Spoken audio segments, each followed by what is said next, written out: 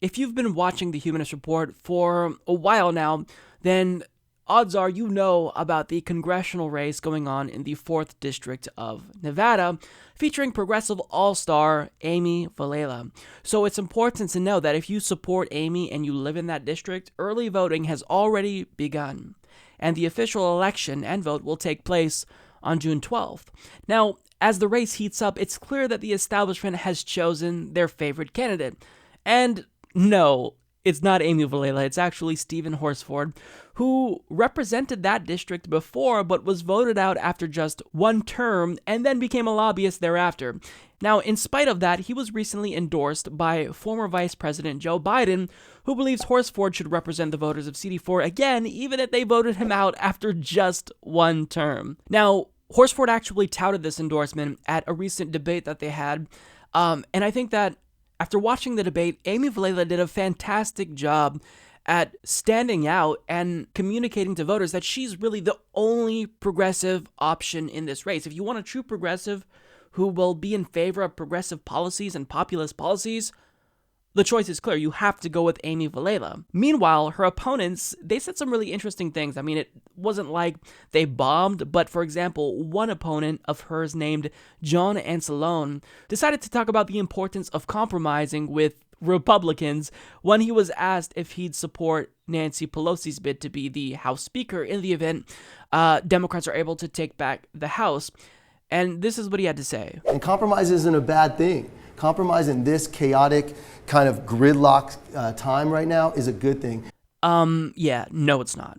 Generally speaking, it is the case that compromise is a good thing, but when Democrats use the word compromise, they don't actually mean compromise in the general sense that, normal people use the word. When they say compromise, they mean roll over and die and give Republicans everything that they want. So when Republicans, or when Democrats rather, talk about compromise, you should be skeptical immediately. So when he talked about compromising with Republicans, when he was asked about Nancy Pelosi, that kind of raised some red flags for me. But what I found hilarious is how the establishment's favorite here, Stephen Horsford, who built a campaign on opposing Donald Trump specifically, who claims that he actually decided to throw his hat in the race because he's against Donald Trump and Republicans and what they're doing.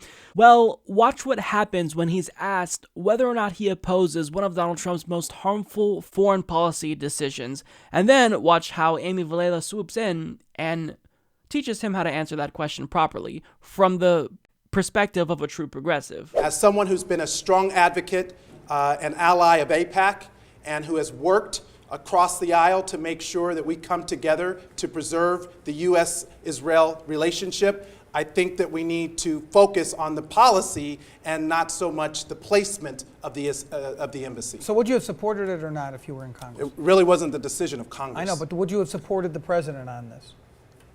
John, in all honesty, it's a distraction away from the important international issues. Right now, we are faced with conflicts in North Korea, in Iran, and in places all around the world. Okay. And to debate whether or not the embassy should be in Jerusalem or not is simply not the priority issue to which you've been talking about at this time. People are accusing me of distractions a lot tonight, Todd.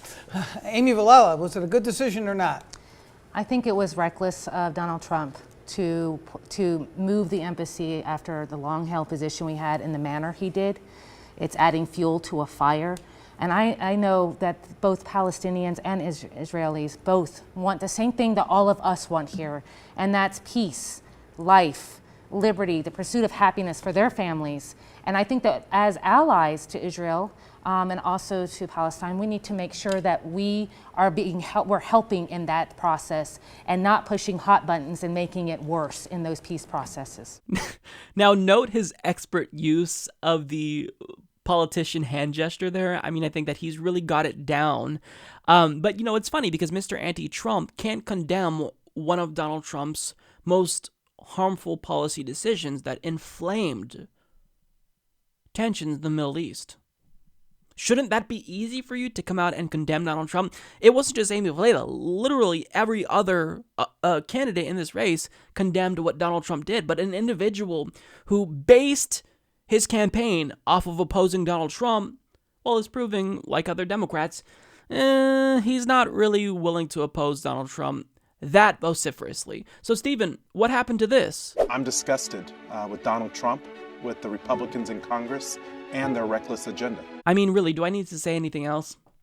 So, after watching this debate, after following Amy Vilela's campaign, I think there's a real clear choice in this race. It's Amy Vilela.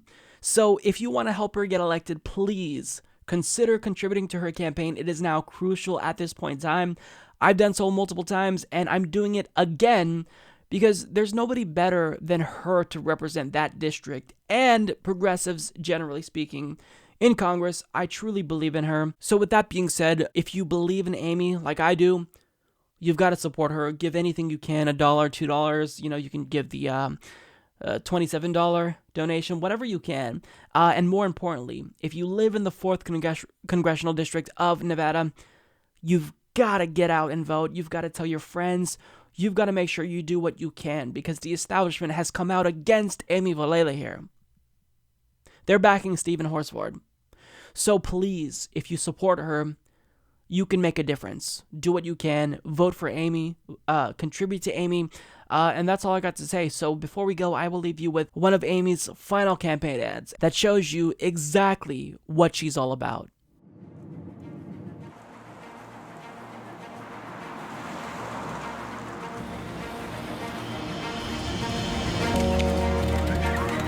Politics is about life and death, and people are dying in this country because we have too many elected officials who have forgotten why they went there in the first place. So we must send Amy to that Congress. We must send a message to the establishment on either side of the aisle that enough is enough and that any old blue just won't do. We are living in a nation where people are crying out for leaders who will elevate their voices. Amy is such a leader. She is running as a living testimony to what happens when a system fails. I thought that I had reached that point in my life where I finally was living the American dream. But then I learned you cannot have a testimony without a test. My daughter, Shunned, died because she became a victim of our for-profit healthcare system. I know what it's like to have to pay the ultimate price because we have politicians that are not interested in putting the needs of the people first. This isn't just about one person. This is about all of us. I was meeting people who were worried about being deported or having their families torn apart. Parents who were struggling working multiple jobs to just barely provide the basic needs of their children. We have insufficient representation in Washington, D.C. And what I can tell you is that I cannot be bought. This is about the people. This is our time. We can have a true candidate of the people who will not be beholden to the corporate donors and who's going to fight for you. I will fight for you as I have fought for my family. Watch out, Nevada's 4th Congressional District is sending a representative that is going to raise all cane to make sure that we have people put over profit. I'm Amy Vilela, and I approve this message. Support this podcast by becoming a patron at patreon.com/Humanist Report.